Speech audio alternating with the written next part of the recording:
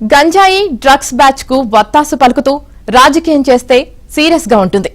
మంచిగా ఉంటే ఏమైనా సమాధానం చెబుతా, దారి తప్పి పులివెందల మార్కు రాజకీయం చూపాలని చూస్తే తోక కట్ చేస్తా, లా అండ్ ఆర్డర్ చేతుల్లోకి తీసుకుంటే సీరియస్ గా ఉంటుంది, ఎవరిని వదిలిపెట్టను అని ముఖ్యమంత్రి చంద్రబాబు హెచ్చరించారు. జగన్ తెనాలి వెళ్లి రౌడీ గంజాయి బ్యాచ్ కు వత్తాసు పలుకుతూ రాజకీయం చేయడంపై ఆగ్రహం వ్యక్తం చేశారు.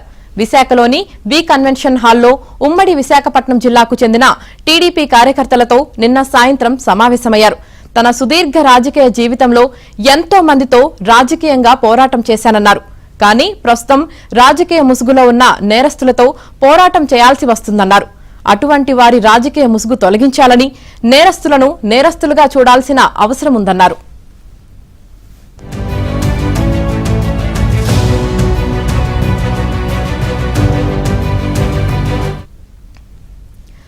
తానెక్కడా రాజీ పడనన్నారు చంద్రబాబు.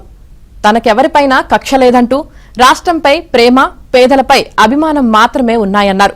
తప్పు చేసిన వారు ఎవరైనా శిక్ష అర్హులేనని, ఎప్పుడైనా తప్పకుండా శిక్ష అనుభవిస్తారని తెలిపారు. జగన్ పొగాకు రైతులను పరామర్శించేందుకు పొదిలి వెళ్లి ఎదురొస్తే తొక్కేస్తామంటూ ప్లకార్డులు ప్రదర్శించారని, మీకు ఎదురు ఎవరొస్తున్నారని చంద్రబాబు నిలదీశారు. పరామర్శలు చేసుకోండి, ఆ పేరుతో రౌడీయిజం రుబాబు చేస్తామంటే కుదరదు. పోలీసులపై దాడి చేయడం, ఇష్టానుసారంగా నోరు పారేసుకోవడం సరికాదు. నోరు మూయించే సత్తా టీడీపీకి ఉంది అని స్పష్టం చేశారు.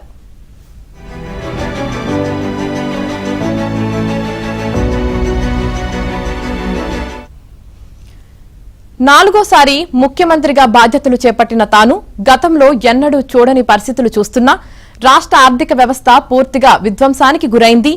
అన్ని వ్యవస్థలను నాశనం చేసేశారు. విశాఖతో పాటు అనేక ప్రాంతాల్లోని తహసీల్దార్ కార్యాలయాలు, కలెక్టర్ ఆఫీసులు, ఆస్పత్రులు, ఐటీఐలు, ఇలా కనిపించిన ప్రభుత్వ ఆస్తులన్నిటినీ తాకట్టు పెట్టేసి అప్పులు చేసేశారు. మద్యపానం నిషేధిస్తామని చెప్పి వచ్చే 25 ఏళ్లకు మద్యంపై వచ్చే ఆదాయాన్ని తాకట్టు పెట్టేశారు అన్నారు చంద్రబాబు.